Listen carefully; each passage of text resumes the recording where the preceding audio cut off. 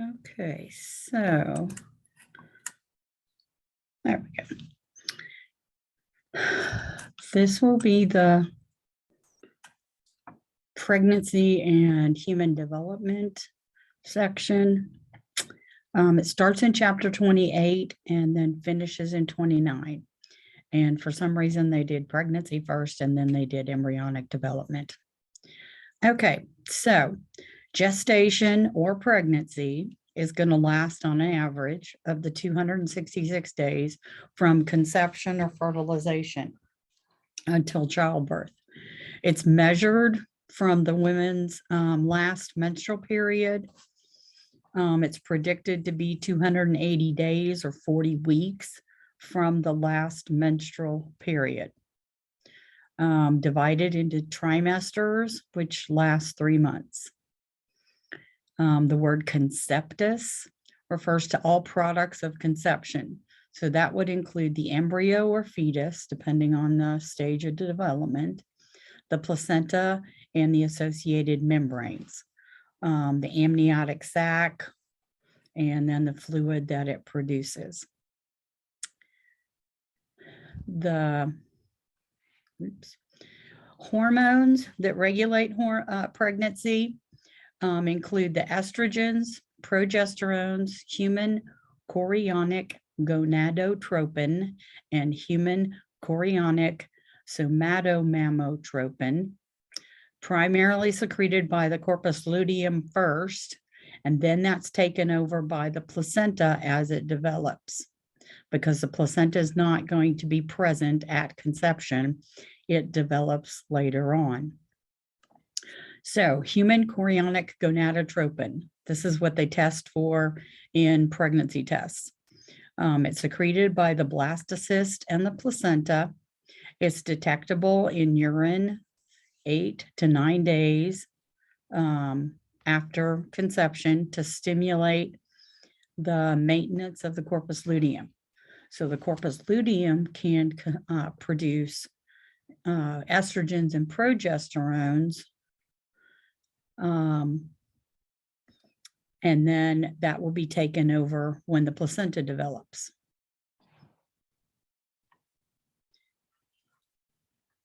Estrogens are going to be increasing dramatically until the end of gestation. It's originally secreted by the corpus luteum until the placenta takes over.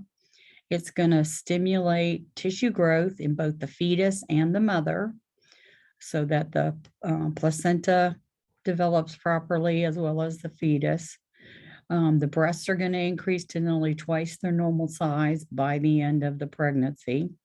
It relaxes the pubic symphysis, the cartilage between the two pubic bones, to allow labor to take place, and then it's going to widen the pelvis also. The widening of the pelvis is to facilitate housing the developing fetus. So the progesterones, again, secreted by the corpus luteum and placenta, it's going to suppress the secretion of follicle stimulating and luteinizing hormones, which is going to prevent follicular development and suppress uterine contractions to prevent premature birth. It also prevents or suppresses menstruation, promotes development of the endometrium, and stimulates the development of the secreting cells in the breasts. So with progesterones, it's going to help prevent more follicles being produced so we don't get another pregnancy after the current one. Progesterones are what they use in most what's so-called birth control pills. And sorry, I said so-called because all they do is prevent implantation. They don't prevent conception. So to me, they're not a birth control pill. Okay, so human chorionic somatomammotropin comes from the placenta at about the 5th week. Its function is poorly understood, but it seems to act like growth hormone. It's going to also reduce the mother's insulin sensitivity and glucose usage. So that means her body is going to be less using less glucose so that the fetus can use that glucose for nutrients. So mom is going to be deprived in a sense in order to sustain development of the fetus. So there's two other hormones that are involved, adrenocorticotropin hormone and aldosterones, which you have to have adrenocorticotropin hormone to get aldosterones. And so this shows how during ovulation, the human chorionic gonadotropin is going to dramatically increase, and then it eventually drops off. The estradiol or estrogens are going to increase, and progesterone is going to increase, and then it kind of wobbles a little towards the end.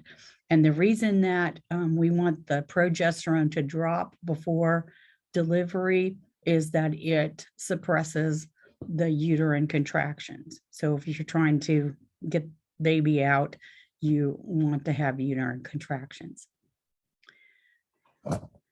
The fetus is eventually going to wind up, or supposed to wind up, in what we call the vertex position.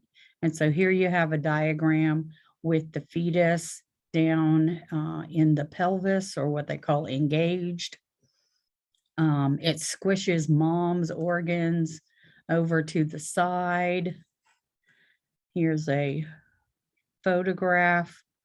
You can see the brain in the baby and the umbilical cord here and the placenta. Oops, let's see.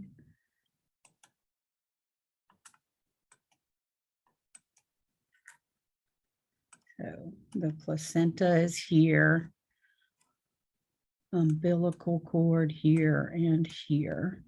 You can see a little footsies and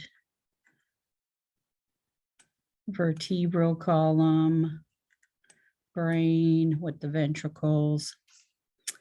Okay, and so yes, mom's organs get squished out of the way, and hopefully after delivery, they go back to where they were. One thing that we don't typically think about is that mom's blood vessels, the gonadal vessels, are going to increase in size. And no, they're not going to completely diminish when baby is delivered. Okay, so in childbirth, it starts about the 7th month of gestation. Typically goes into the head down or vertex position. Most babies are born head first. They would call it a breech birth if the feet or even a shoulder tries to come out instead of the head first. The head is going to act like a wedge to widen or trigger widening of the mother's cervix, vagina, and vulva. So the fetus is a passive player in its own birth. It doesn't contribute. Just the fact that it's there is what's going to trigger the childbirth processes. Braxton Hicks contractions are relatively weak contractions of the uterus. They're basically practicing or conditioning to get ready. That's why they refer to them as false labor. And yes, they can increase and then back off, increase and then back off. So like I said, it's kind of like a precursor preparation for labor. Parturition is the process of giving birth, marked by the onset of true labor contractions. Again, estradiols, oxytocin, and prostaglandins are all going to stimulate uterine contractions, but not progesterone. Labor contractions typically begin about 30 minutes apart, and they eventually occur every 1 to 3 minutes. increasing in strength. You have periodic relaxation in order to allow blood flow and oxygen delivery to both the placenta and the fetus. Because when the contraction is happening, their blood supply and oxygen supply is going to be diminished. Contractions are typically strongest in the fundus and the body of the uterus. And again, these are positive feedback mechanisms. We talked about oxytocin as a positive feedback mechanism. Labor is divided into 3 stages: dilation, expulsion, and placental stages. The duration is going to be longer for a first-time mom, and typically shorter if you've already given birth once, twice, however many. Usually it gets shorter each time. It doesn't mean it will, but that's typical. So dilation stage, it's the longest one, lasting typically from 8 to 24 hours. The cervix is going to dilate and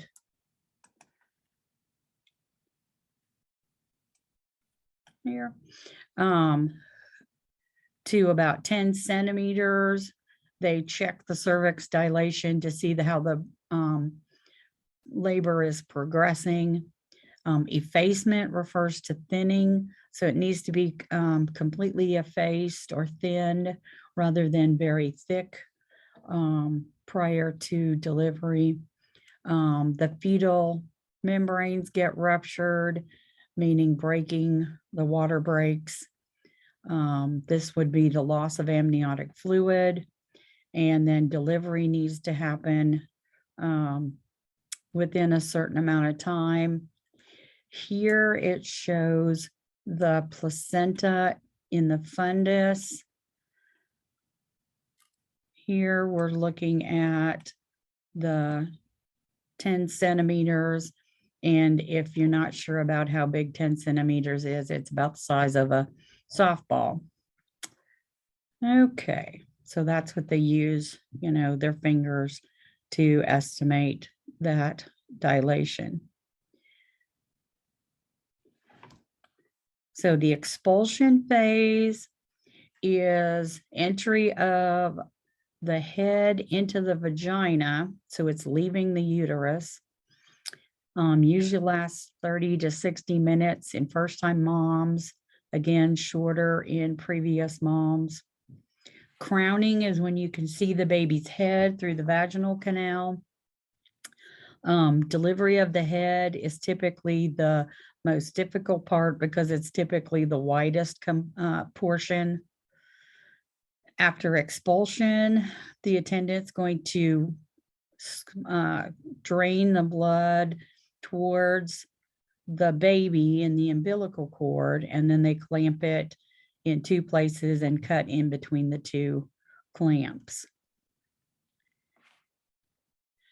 The placental phase or stage involves the uterine contractions to cause the placental separation and expulsion. When it's delivered, they have to examine it to make sure all of the tissue came out, because if they don't, and part of it's left in mom, she could continue to bleed. This is typically why we put baby on mom's chest, because that's going to stimulate tactile stimulation of the breast tissue is going to stimulate more oxytocin. And then eventually hearing any baby cry will stimulate oxytocin. And that's because oxytocin also triggers the release of milk out of the breast tissue. So fertilization, and so this, notice the color change. This will be in chapter 29. So fertilization or conception, the union of the sperm and the ovum to form a zygote. Sperm are typically viable for up to 6 days after ejaculation. So yes, just laying around, it could be viable. Conception is optimal if sperm are deposited a few days before ovulation, up to 14 hours after ovulation. When the sperm encounters the ovum, the acrosome, that layer on the head, is going to use its enzymes to penetrate through the corona radiata to reach the ovum nucleus, or the ovum cell membrane, and then extend down into the cell. So just the head and the body of the sperm are going to go into the ovum. So we divide pregnancy into 3-month intervals called trimester. The first trimester typically lasts from fertilization through week 12. Typically, half of all embryos are going to die in the first trimester. And that's typically due to chromosomal defects. It's a defense mechanism so that if there's problems with the chromosomes, it's going to terminate early. Some women don't even know they're pregnant. Embryos are additionally vulnerable to stress, typical everyday stress, drugs, and nutritional deficiencies. And that's where the prenatal vitamins are important to, and nutrition to supplement mom's levels. Second trimester from weeks 13 through week 24, the organs are going to complete their development. The fetus is going to look distinctly human with a chance of survival if they make it towards the end of this trimester. They will have to be in the NICU, but a lot of times if they can make it through the second trimester, then there's a possibility that they can live outside. Third trimester is the week 25 until birth.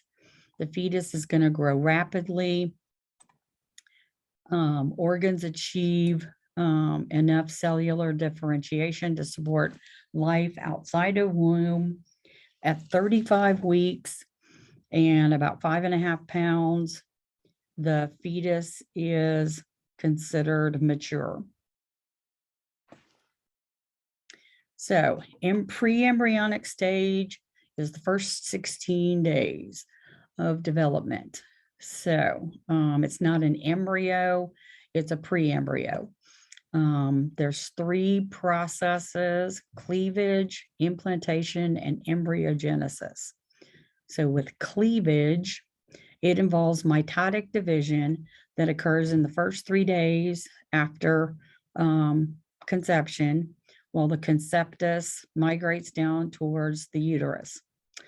It becomes a morula, or a solid ball of 16 cells that resembles a mulberry, but still no larger than the zygote. Oh, I didn't even see that typo. The morula is going to lie free in the uterine cavity for about 4 or 5 days. It divides into 100 cells or more, becoming a blastocyst, which is a hollow sphere that has 3 components. So here we see the migration. If conception or fertilization happens here, then it's going to proceed towards the uterus, becoming a morula within 72 hours, and then a blastocyst, and then it implants. Now, we want it to implant somewhere in the upper edges, because if it implants any deeper, then you have problems with developing the placenta and covering it up. And then it's a big problem to try and deliver the placenta first and then baby, because then baby would be lacking oxygen the whole time. So that would probably indicate a cesarean section. So the implantation is the process of a blastocyst attaching to the uterine wall. It happens 6 days after ovulation, usually in the fundus or the posterior wall of the uterus. So here it's making contact. Here we see development of tissue, and we see the changes in the blastocyst to develop the embryo. And the amniotic sac and the germ layers. Okay, embryogenesis is an arrangement of blastomeres, which are pieces of the blastocyst, into 3 primary germ layers for the embryoblast: ectoderm and mesoderm, endoderm. So ectoderm for the superficial outer layer, mesoderm for the middle layer, and endoderm for the internal layer. So you see endoderm, mesoderm, and ectoderm next to the yolk sac and the amniotic sac, which is then going to envelop and fold over to form a sac. So then we go to the embryo stage. It begins when all 3 primary germ layers are present, usually about day 16. The placenta forms over the next 6 weeks to become the embryo's primary source of nutrition. The flat disc that we saw in the previous picture is converted into a cylinder at about 4 weeks. It grows rapidly and begins to fold. And so here we see the folding over to make a tube. In the cross section, we see the mesoderm and ectoderm. The endoderm is kind of small at this point. It's present. And then that flat piece is going to fold over and make a tube. And then this body cavity called the coelom. And then you can see the endoderm distinctly. Okay, so then you get the fetus. So at 8 weeks, all the organs are present. The fetus is about 3 centimeters long. Specific structures coming from specific germ layers, and there's a long list there in your book. It's the last stage of development with organs maturing to support life outside mother. So this is what the fetus looks like as the embryo looks like at 4 weeks. And then this is just prior to the fetal stage. So you can start seeing hands and feet, ear, eye, skull, vertebral column. Back here at 4 weeks, all vertebrates look the same. So you can't just look at one of those and tell which kind of vertebrate it's going to be. But distinctly human towards the end of that embryonic stage. Okay, there's little need for blood flow to the lungs because they're not functional yet. So most fetal blood bypasses the pulmonary circuit until birth. And that's where the cry comes, because they've just inflated their lungs for the first time at birth. So the full-term fetus averages about 14 inches in length and 6.6 to 7.5 pounds.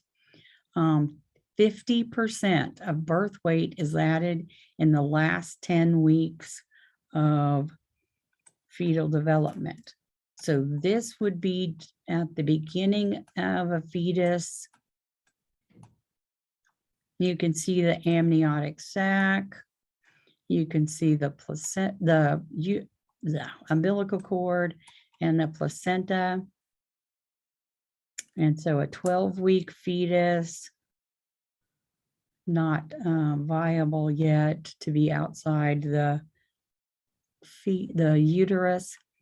Here we see a fetus, and they've sliced this in half and opened it up. So you can see the placenta, quite large. And then here again in the vertex position prior to birth. Okay, so that's pregnancy and fetal development.